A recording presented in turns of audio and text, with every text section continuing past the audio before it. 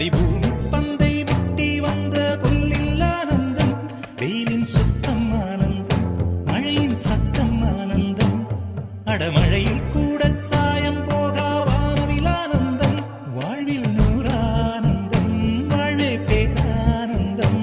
பெண்ணை அறை எழுதும் சுயஜரிதம், அதில் அன்பே ஆனந்தம் ஆனந்தம். பச்சை கிளிகள்